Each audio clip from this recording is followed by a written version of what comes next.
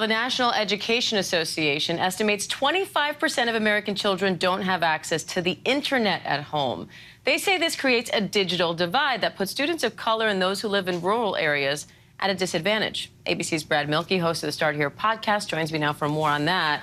Brad, how could the rise of AI and tools like Conmigo affect that digital divide, and what happens to students who don't have internet access at home? I mean, as the pandemic progressed, I think we started seeing in real time what a lot of educators have been saying for a long time, that while schools, your average school does have decent internet access, does have decent tools, a lot of the kids do not have that necessarily at their homes. And so you saw that really starting to affect online learning. Now, what's interesting here with AI is this is different from Zooming with your teacher, so much of what we saw when students were at home, right? That relied on a lot of bandwidth, that relied on just having access to this technology. While that's important, a lot of education experts are saying that's not necessarily the digital divide that we're going to see because of AI. With AI, it's less about, like, you know, can you talk to your teacher? That will still happen, and a lot of those interactions will happen in person. AI, you know, these chatbots rely on not as much bandwidth. They're happening via text. They will happen eventually, is how a lot of people feel. The difference now will be, will the divide in technology be more between, like, everyone's going to have the same technology, but will some students, maybe better resource students and better resource school districts, have the ability to learn how to use that technology more effective than others? That's what some people see as sort of the next digital divide.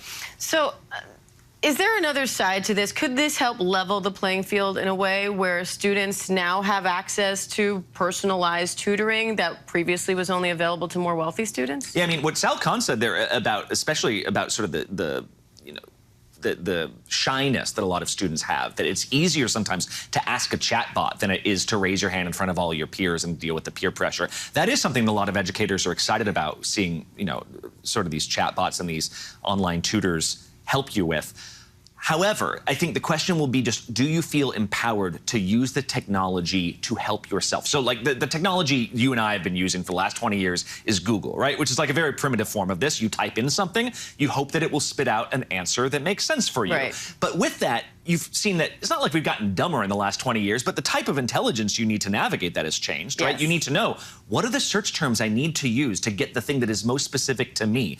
What things work and what don't? You see, put like, quotes around the word that you want to see exact. Right, and you also figure out what not to look for, right? Like, you also see, like, as journalists, we see that when you put in a story or you put in a topic and all you see are rando blogs popping up, like, red flags start going off. You go, oh, this might not be the best thing to do. Like, you have to be trained, though. Like, that comes from training, that comes from intuition.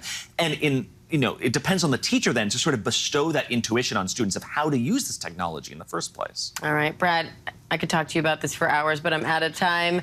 But to hear Brad dive into more stories like this, you can check out the Start Here podcast. New episodes drop weekday mornings at 6 Eastern, wherever you get your podcast. Brad, thanks again. Hi, everyone. George Stephanopoulos here. Thanks for checking out the ABC News YouTube channel. If you'd like to get more videos, show highlights, and watch live event coverage, click on the right over here to subscribe to our channel. And don't forget to download the ABC News app for breaking news alerts. Thanks for watching.